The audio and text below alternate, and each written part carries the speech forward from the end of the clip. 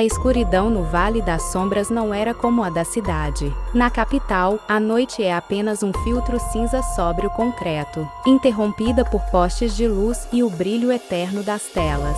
No sítio do vovô Juarez, no entanto, a noite era uma entidade viva. Ela tinha peso, cheiro de terra úmida e um silêncio que, paradoxalmente, gritava nos ouvidos de quem não estava acostumado. Tiago, um jovem arquiteto viciado em café e prazos apertados, desligou o motor do carro. O som do metal esfriando clink, clink, clink parecia alto demais. Um sacrilégio contra a paz fúnebre do lugar.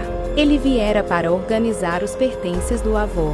Falecido há um mês, o testamento era claro: o sítio deveria ser vendido, mas apenas após uma limpeza espiritual e material feita por um herdeiro de sangue. Limpeza espiritual. Velho louco, resmungou Tiago, pegando sua lanterna. A casa principal era uma construção de madeira escura e pedra, encravada em uma encosta, onde as árvores pareciam se inclinar para observar quem chegava. Ao abrir a porta, o cheiro de mofo e alfazema seca o atingiu.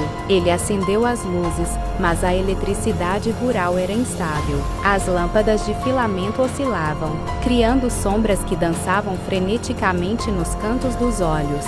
Enquanto empilhava caixas na sala, Tiago encontrou o diário do avô. A última entrada, datada de 3 dias antes de sua morte, era um garrancho trêmulo. Eles não querem o ouro. Eles não querem a terra. Eles querem o tempo que nos resta. Se você ouvir o riso seco, não olhe para as frestas. O que está do lado de fora só entra se encontrar um reflexo onde morar.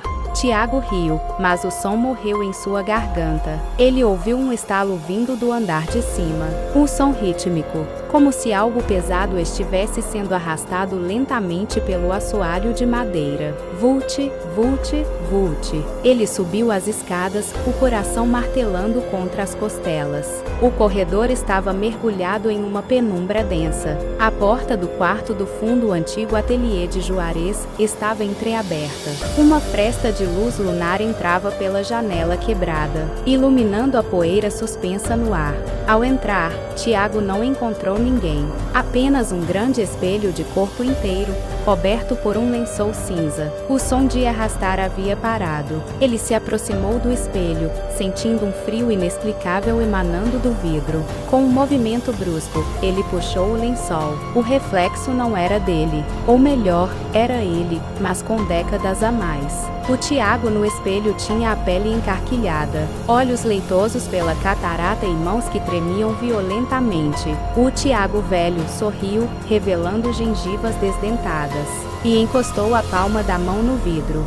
Tiago tropeçou para trás, caindo sobre uma pilha de quadros velhos.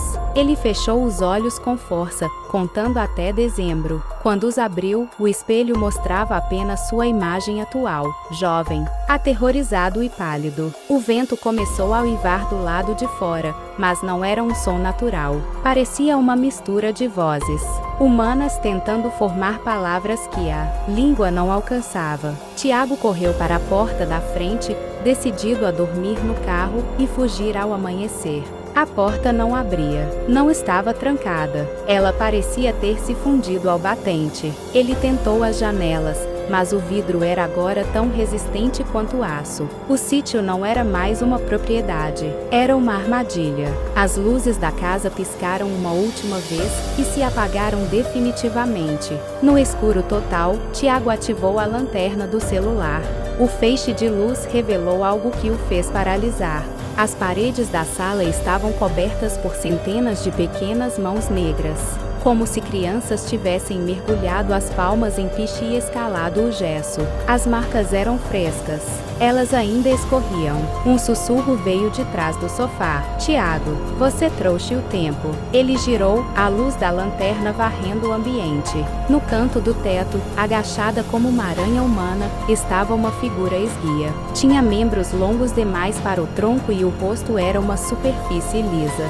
sem olhos ou nariz, apenas uma fenda horizontal que servia de boca. A criatura desceu pela parede com uma agilidade silenciosa e obscena. Tiago correu para a cozinha, o único lugar com uma porta de serviço pesada de ferro. Ele entrou e bateu a porta, trancando-a com um ferrolho de segurança.